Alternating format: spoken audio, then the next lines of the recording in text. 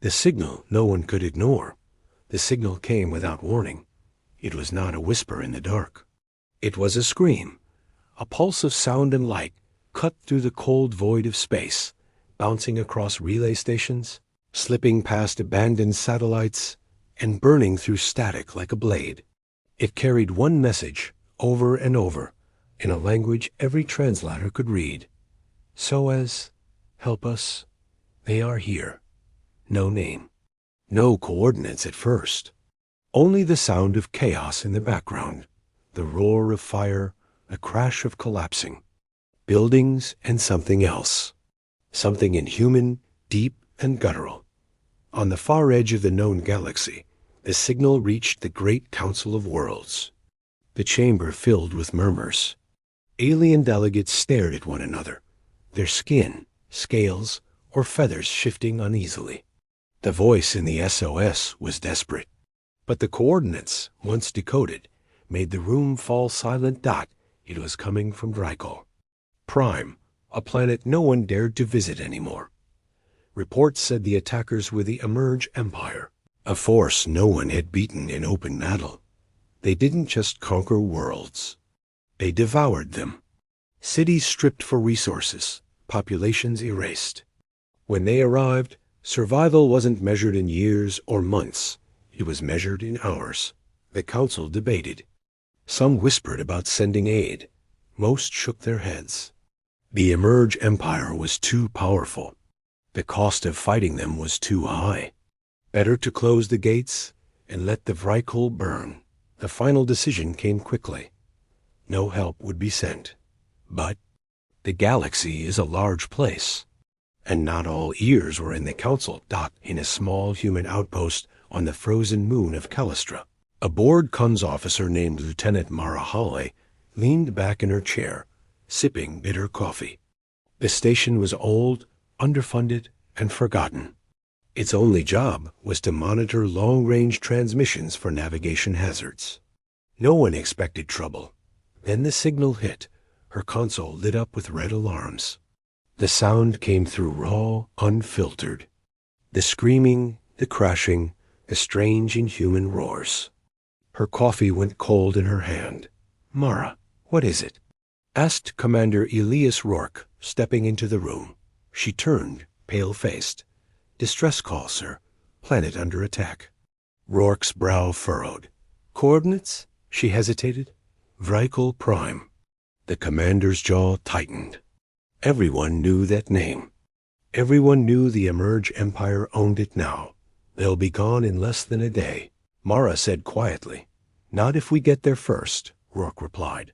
Within minutes, the outpost's long-range transmitter lit up, sending a priority alert. To the nearest human fleet, there was no debate, no politics, no long speeches. Orders came back in one line: mobilize all available ships, prepare for combat. In the vastness of space, human warships began to wake. Massive engines roared to life. Crews strapped into combat stations. Cargo bays filled with weapons, armor, and supplies. In the flagship's hangar, soldiers checked their rifles in silence, their faces hard. For them, Drykol Prime was not someone else's problem. It was a world calling for help, and humans didn't ignore that. Back in the Council of Worlds, alien ambassadors watched in disbelief as data feeds showed a rapid human mobilization. Entire fleets were moving toward the coordinates the Council had abandoned. "Are they mad?"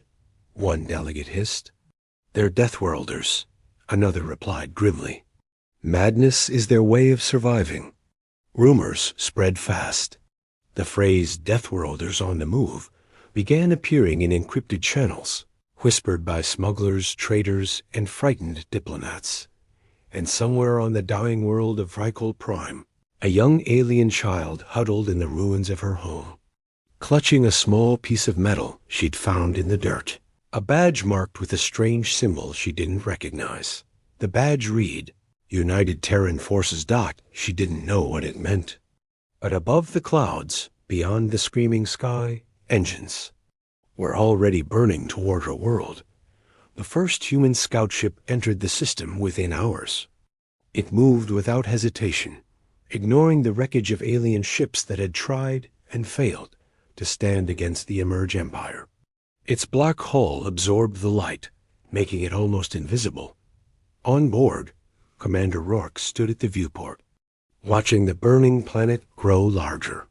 His voice was steady when he gave the order. "Send this on all channels," he said. The comms officer nodded, activating the transmission. "To the forces attacking Vrykul Prime, this is Commander Elias Rourke of the United Terran Fleet. You are in violation of human-protected space. Withdraw immediately, or face destruction." There was no answer, but deep in the planet's atmosphere, one of the enemy ships turned slightly, as if it had heard, and was laughing. The humans kept coming. More ships jumped into the system. Fighters streaked ahead, weapons hot. Dropships prepared to punch through the atmosphere. The Emerge Empire had crushed every fleet that stood against them. But they had never fought humans. Not yet. And for the first time in a long, long while, the galaxy would remember what it meant when Deathworlders went to war. Deathworlders on the move. The galaxy was watching. They didn't want to admit it, but every major news feed, every smuggler's whisper, every secret military channel was now tracking the humans. It wasn't just that they had answered the SOS. It was how fast they moved. In less than 12 hours, the United Terran Fleet was already in deep space, cutting across trade routes and ignoring all border protocols. Their ships were sleek, dark, and armed in ways alien war planners couldn't understand. In the war room of the flagship TNS Valiant, Commander Elias Rourke studied a rotating hologram of Vrykul Prime. Red zones marked enemy-controlled cities. Yellow pulses showed pockets of survivors. A constant stream of distress calls ran along the bottom of the display. "They're slaughtering them," said Lieutenant Mara Hawley, her voice sharp. "We'll be too late if we wait for reinforcements." Rourke didn't even look up. "We're not waiting for anyone." Out in the void, the human fleet moved like a storm front. Destroyers flanked the carriers. Gunships hid in their shadows. Every vessel kept weapons primed, shields hot. Even from a distance, the formation looked predatory. And then came the black ships, small, triangular craft with no markings, no running lights. Alien observers called them ghost fangs. No one knew what they carried inside, only that they always struck first. In a crowded refugee shuttle orbiting a nearby moon, an alien named Kava Ren watched the human fleet pass. His people had been fleeing for days, slipping past emerged patrols and scavenged transports. He had never seen human warships before. He had expected something clumsy, slow, and outdated. Instead, the ships moved like hunters. Silent, cold, certain. "Who are they?" a frightened child asked him. Kava didn't answer. He wasn't sure the truth would make the child feel better. The first human scouts reached the planet's upper atmosphere. The sight below made even hardened soldiers grimace. Entire city blocks burned. Towers crumbled into black ash. Strange worm-like machines crawled over the ruins, stripping metal and bodies alike. The Emerge Empire's drones didn't care who they killed, living or dead. "Commander," said Mara over the comm, "enemy forces are concentrated around the eastern continent. That's where the largest survivor signals are coming from." Rourke's eyes narrowed. "Then that's where we're going." Inside the alien command ship orbiting Vrykul Prime, the Emerge Fleet Commander, a towering figure of bone armor and spined limbs, studied the approaching human ships with something between curiosity and amusement. Primitive hull design, it hissed to its second-in-command. Small numbers. They believed themselves predators. The second-in-command tilted its head. "Shall we teach them the truth?" The commander's grin was a row of needle teeth. "Yes, let them see what happens to those who step into our hunting ground." Back on the Valiant, Rourke addressed his fleet over the secure battle channel. "Listen up," he said, his voice cold but steady. "We didn't come here for glory. We didn't come here for conquest. We came because someone called for help, and no one else answered."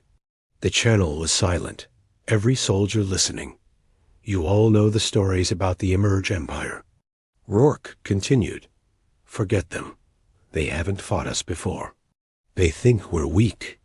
They think we'll break. We're going to show them exactly why humanity survived its own death world." His final words were calm, almost casual. Engage at will. The first human missiles screamed through the atmosphere like falling stars. And for the first time, in the long, bloody history of the Emerge Empire, their prey had teeth. Asterisk. First contact with the enemy. The humans didn't sneak into battle. They arrived like a blade through glass dot. The first volley hit the Emerge fleet before their commanders could finish laughing. A wall of kinetic rounds, dense metal slugs, moving faster than thought, tore into the lead warship. The alien shields flared once, then shattered like brittle ice. A moment later, the warship's spine split open, spilling fire and debris into space. Inside the TN's Valiant commander, Rourke stood with his hands behind his back, watching the display. Red enemy icons flickered, turning to gray as their ships died. "Maintain fire," he said. His voice was calm, but his eyes were sharp as a knife. "No chasing, no panic. Make every shot count." The Emerge Empire struck back fast. Their weapons were ugly things, beams of green plasma that cut entire human fighters in half. 2 Terran ships vanished in fire, their crews gone before they could even scream. But the humans didn't scatter. They closed ranks. Down on Vrykul Prime, the ground war had already begun. Dropships punched through the smoky sky, leaving streaks of fire behind them.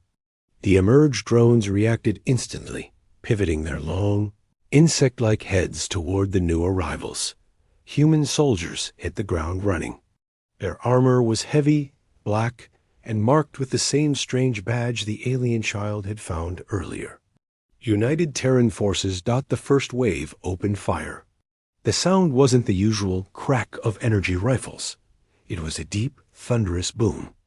Each shot slammed into Emerge drones, ripping limbs and armor apart in bursts of burning metal. Lieutenant Mara Hale's dropship landed hard in the ruins of what had once been a school. The moment the ramp dropped, she saw them, survivors. Dozens of thin, pale-eyed aliens huddled in the rubble, staring at her team like they were ghosts. One of them, a trembling elder, whispered something in their own language. The translator pinged in Mara's ear. "You came." In orbit, the battle was turning into something the galaxy had never seen. Human destroyers ignored the usual circle and fire tactics. They charged straight into the enemy line, ramming. Smaller Emerge ships head on, firing point blank before spinning away. Alien observers hidden in distant scout ships were in shock. This wasn't just warfare. This was personal. On the Emerge flagship, the alien commander roared, slamming a clawed hand into the tactical display.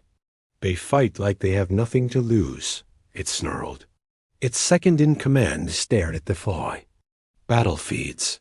No," it said slowly. "They fight like they've already won." The turning moment came when the TNS Blackthorn, a stealth corvette, vanished from all scans, only to reappear inside the Emerge formation. Its missile bays opened. In 3 seconds, 6 enemy ships went from full combat strength to silent, wreckage drifting in the dark. On the ground, Mara's squad pushed deeper into the city. Every street was a trap, drones bursting from walls, explosions shaking the dust into choking clouds. But the humans kept moving, shields flaring, weapons hammering. Every step forward meant one more survivor pulled from the ruins. By the time the first day ended, The Emerge Empire had lost more ships in a single battle than in the last decade. But they weren't beaten yet. Deep inside their flagship, new weapons were powering up, weapons designed to turn planets into lifeless stone. And high above the burning world, Commander Rourke stood over the map table, watching the enemies. "Next move. They're going to escalate," Mara said quietly beside him. Rourke didn't blink. "Then so will we?"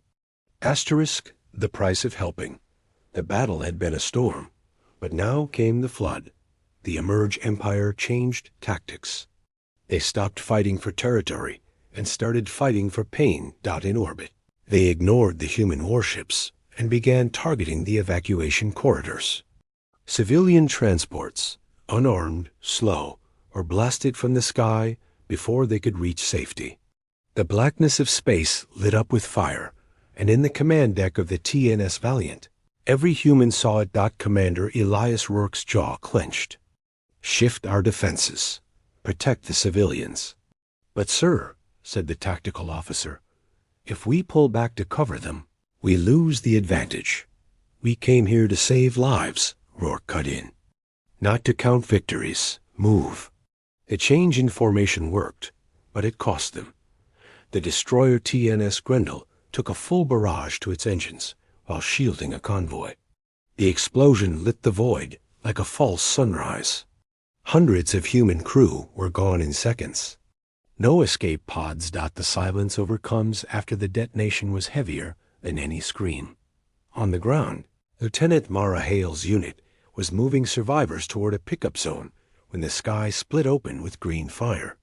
An Emerge artillery strike slammed into the street ahead, flipping armored vehicles like toys. Mara was thrown against a wall, her ears ringing. When her vision cleared, she saw one of her men pinned under a collapsed support beam. His armor was cracked. His breathing was shallow. "Oh," he croaked. "Get them out." Mara shook her head. "We don't leave our own." She signaled 2 soldiers. Together, they lifted the beam and dragged him free. It cost them precious minutes, but every face in the squad burned with new determination. This was why humans fought, not for glory, but for each other. That night, in a half-collapsed shelter, alien survivors huddled together as human medics worked tirelessly. A young alien girl stared at a bloodied human soldier who had given her his own water supply. Her species had been taught that humans were dangerous, unpredictable, monsters from a death world. But this monster had a soft voice, and he had carried her out of the rubble without asking for anything. The Emerge commander, watching from the flagship, was starting to understand something unpleasant. "They don't fight for dominance," it hissed. "They fight because someone asked for help," a second-in-command said slowly. The commander's eyes narrowed. "Then we will make them regret answering." Back on the Valiant, casualty reports poured in. Rourke read each one, face carved from stone. He didn't flinch, didn't curse. But when the last name came through, he reached forward and shut off the display. "We hold here until every survivor is clear," he ordered. "If the Emerge want this planet, they'll have to take it over our dead bodies." Around him, every crew member silently made the same decision. If that was the price, so be it. The Emerge Empire thought pain would make the humans retreat. Instead, it lit a fire, and that fire was about to burn brighter than the enemy could imagine. Asterisk. The retaliation? The night over Vrykle Prime did not stay quiet for long. From the black sky, a new sound came, not the crack of plasma fire, not the hum of drones, but a low, rolling thunder. It built slowly, shaking the ground. Survivors in the ruins looked up and saw it. The human fleet moving into attack formation. In the command center of the TNS Valiant, Commander Rourke stood over a holographic map. "They've pushed us far enough," he said. His voice was calm, but his eyes were cold steel. "It's time they learn why no one hunts Deathworlders twice." Around the room, officers leaned in, waiting for the order. "Signal the fleet," Rourke said. Full retaliation, no half measures. In orbit, human warships began to shift. The formation tightened into a spearhead. At the very tip, 3 Black Fang stealth corvettes powered up weapons that had never been fired in front of alien witnesses. The first salvo wasn't aimed at enemy ships. It was aimed at their command relays, invisible beams that linked the emerged drones to their controllers. The moment the relays went down, the drones on the surface froze mid-step, their glowing eyes going dark. Then the humans struck hard. From the carrier TNS Titan, hundreds of drop pods rained down like burning meteors. Each pod carried a single armored soldier, launched at near supersonic speed. The emerged defenders scrambled to react, but the pods smashed straight into enemy strongholds, bursting open with a blast of kinetic shockwaves. Inside one of those pods, Lieutenant Mara Hale braced herself. When her pod slammed into the enemy's artillery position, she was already firing before the hatch finished opening. On the ground, the human counterattack hit like a tidal wave. They didn't just push the enemy back, they cut them apart, isolating pockets of resistance and crushing them one by one. Grenades boomed in the tight streets. Heavy rifles roared like thunder. The alien survivors watched from hiding spots, wide-eyed. For the first time since the invasion began, the Emerge Empire was losing ground. In orbit, the retaliation was just as brutal. The TNS Grendel's loss in the previous battle was repaid in kind. A full salvo of Terran mass drivers punched through the Emerge flagship's armor, leaving molten craters the size of buildings. The Emerge commander snarled. Do they not understand fear? His second-in-command replied, Commander, I think they are fear. The most chilling moment came in the middle of the battle. The Emerge sent a transmission directly to the humans. Who are you people? The reply was short, spoken in Rourke's steady voice. The last mistake you'll ever make. The counterattack didn't stop until the enemy was forced into retreat, but the humans didn't chase them, not yet. Instead, they locked down the skies, daring the Emerge to return. Down on the surface, Mara pulled the Terran flag from her pack and planted it in the center of the ruined city. The survivors gathered around, some touching the cloth like it was a holy relic, and far above, in the dark of space, the human fleet waited in silence, because they knew the Emerge Empire would come back. And when they did, humanity would be ready. The turning point. The retreat of the Emerge Empire lasted less than a day. By dawn, their warships had regrouped at the edge of the Vrykul system. This time, they came with their planet Killer. It was a weapon bigger than a city, a rotating cylinder of black metal, surrounded by rings of green fire. Alien intel called it the Hollow Star. Its purpose was simple: fire once, and the planet below would be nothing but cracked stone. On the TNS Valiant, a holomap lit up red. They're going to wipe the planet, Mara said quietly. Commander Rourke didn't hesitate. Then we'll wipe that thing first. The plan he gave wasn't a plan most fleets would approve. It was reckless. It was deadly. It was human.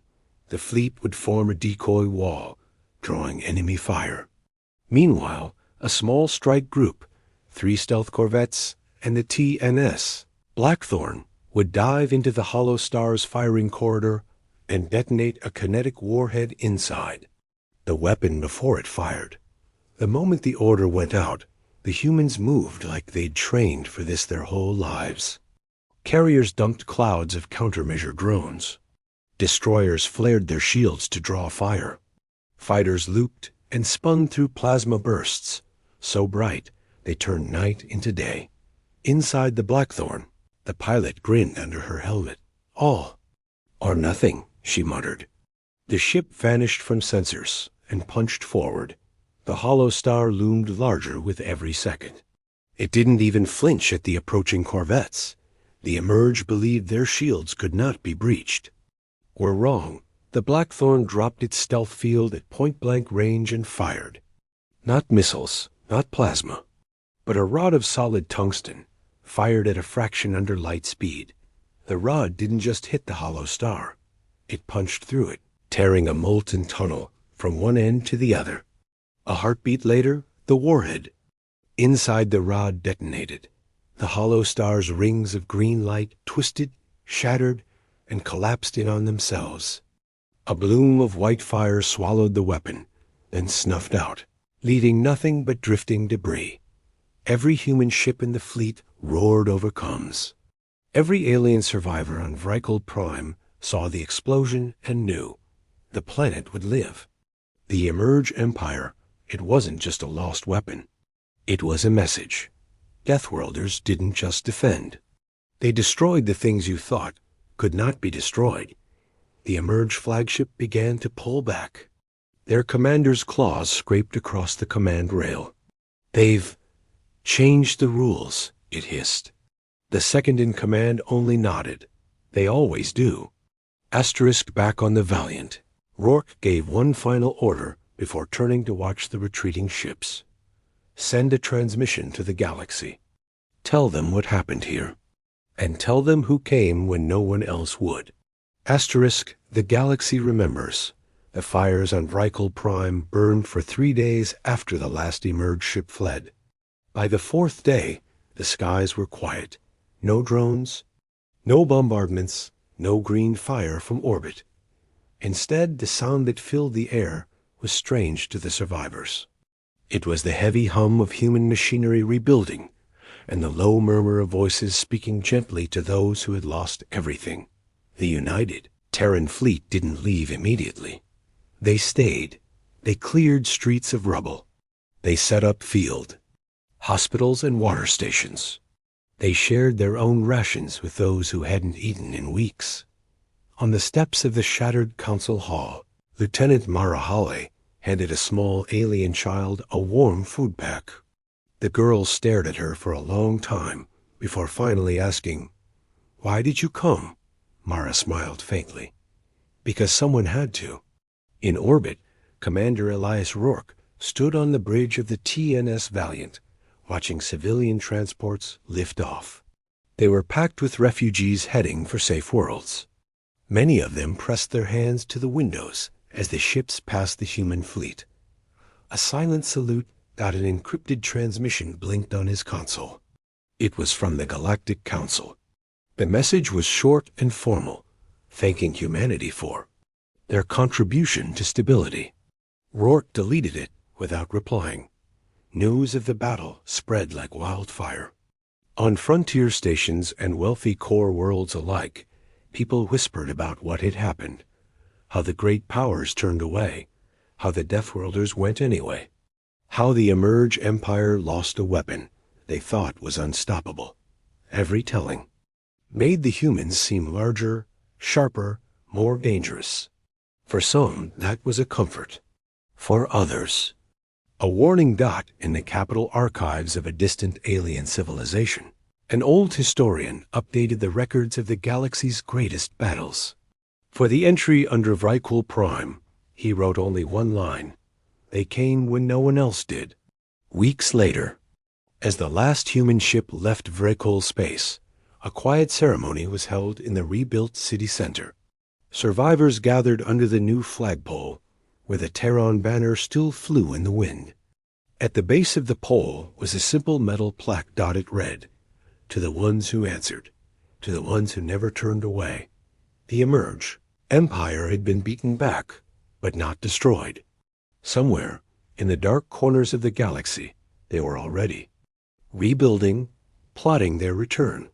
And when they came, they would remember the humans, not with underestimation, but with caution. And fear. Far above the planet, the TNS Valiant entered jump space, vanishing into the stars. The fleet was gone. But the echo of their arrival would never fade, because in that moment, the galaxy understood. Deathworlders don't just fight wars. They end them. Asterisk.